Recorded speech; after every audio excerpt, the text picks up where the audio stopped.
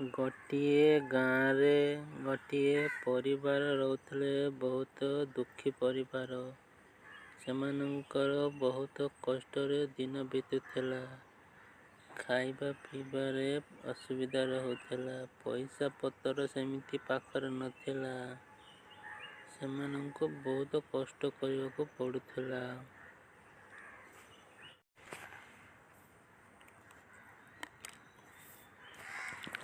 ପିଲାମାନେ କ'ଣ କରୁଛ? ଭଲ କି ପାଠ ପଢ଼ି ପକାଅ। ତମ ମାଆକୁ ଡିଷ୍ଟର୍ବ କରିବ ନାହିଁ। ମୁଁ ଯାଉଛି ଗାଁ ଭିତରକୁ। କେଉଁଠି କ'ଣ କାମ ମିଳିବ ଦେଖିବି। ଆଉ କିଛି ଟଙ୍କା ଧରି ରୋଜଗାର କରି ଆସିବି ଘରକୁ। ମୁଁ ଯାଉଛି। ତମ ମାଆ କ'ଣ ବନଉଛି ଖାଇଲବ। ସ୍କୁଲକୁ ଚାଲିଯିବ। ମାଆକୁ ଡିଷ୍ଟର୍ବ କରିବନି। ପିଲାମାନଙ୍କୁ ଏମିତି କଥା କହି ଲୋକଟି ଗାଁ ଭିତରକୁ କାମ କରିବା ପାଇଁ ଚାଲିଗଲା।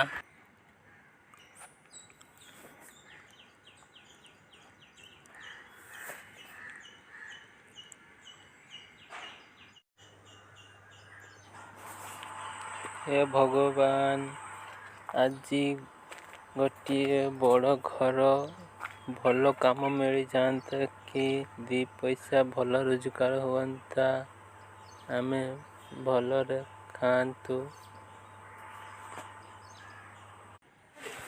ଏମିତି ସବୁଦିନ ସକାଳ ହେଲେ ପିଲାମାନଙ୍କୁ କହି ଘରୁ ଗାଁ ଭିତରକୁ ବାହାରି ଯାଏ।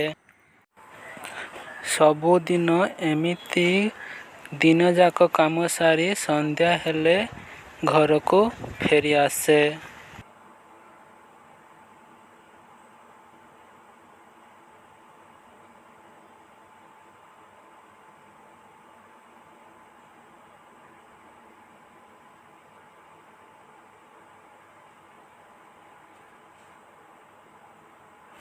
ଗରିବ ଲୋକଟି ସବୁଦିନ ପରି ଆଜି ବି ଘରୁ ବାହାରକୁ କାମକୁ ବାହାରୁଥିଲା। ସେଇ ଟାଇମରେ ଦେଖିଲା କି ତାର ବଡ଼ ଝିଅଟି ବହୁତ ଜୋର କାଶୁଛି। ମୁନି, କ'ଣ ହେଲା କି ତୋର ମୁନି? କାହିଁକି ଏତେ ଜୋର କାଶୁଛୁ? ଏଇଠି ଶୁଣୁଛ, ମୁନିର ବାପା ଆଜି କାମକୁ ଯାଉନି। ଝିଅର ଦେହ ବହୁତ ଖରାପ ହେଇଛି। ତମେ ଆଜି ନଗଲେ ହୁଅନ୍ତାନି? ହେ ଭଗବାନ, ଆମେ ତ ଗରିବ ଲୋକ, କାହିଁକି ଆମ ଉପରେ ଏତେ କଷ୍ଟ ଲଦି ଦେଉଛ ପ୍ରଭୁ। ହଉ ଚାଲ ଡାକ୍ତରଙ୍କ ପାଖକୁ ଯିବାକୁ ପଡ଼ିବ।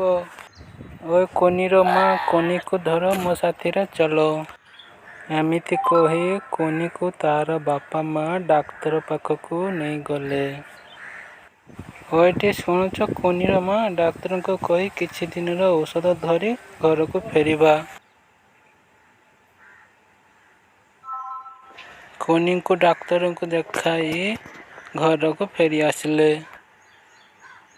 ବୋଉ, ଦିଦିର କ'ଣ ହେଇଛି? କୋନି, ତୋ ଦିଦିକୁ ବହୁତ ବଡ଼ ରୋଗ ହେଇଛି।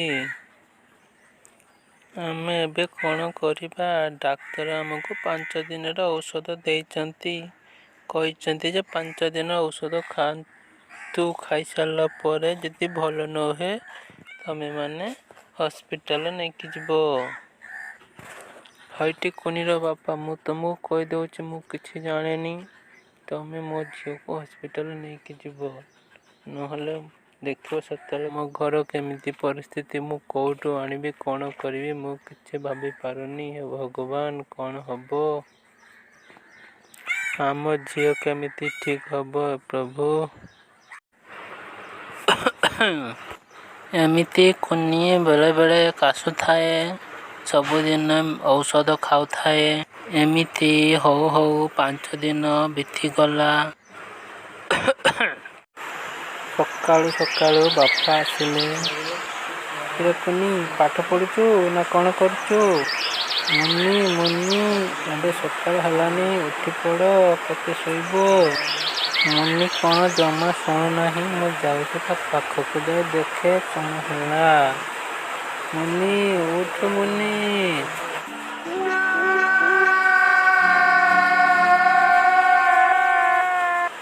ମୋ ଝିଅ ତ ଆମକୁ ଛାଡ଼ି ଚାଲିଗଲା। କୋନିର ମା,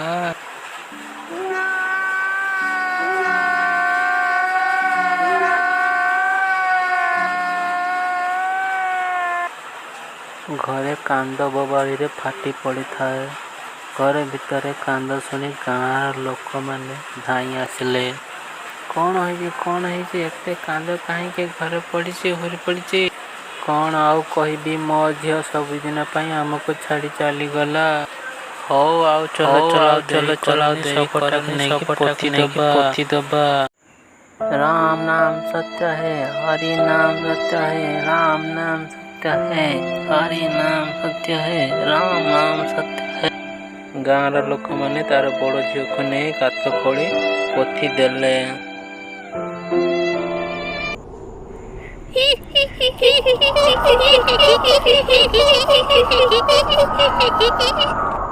ଆରେ ବାପୁଲୋ, ଇଏ ତ ଭୂତ ଖାଇଯିବ ଆମକୁ, ପଳେଇ ଚାଲୋ।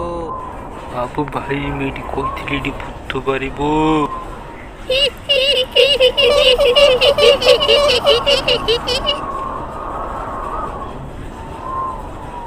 ଇଏ ବାପୁଲୋ ଚାଲ ଖାଇଯିବ। ଏମିତି ସବୁ ରାତିରେ ଭୂତ ଗାଁ ବାଲାଙ୍କୁ ଡରାଇଲା।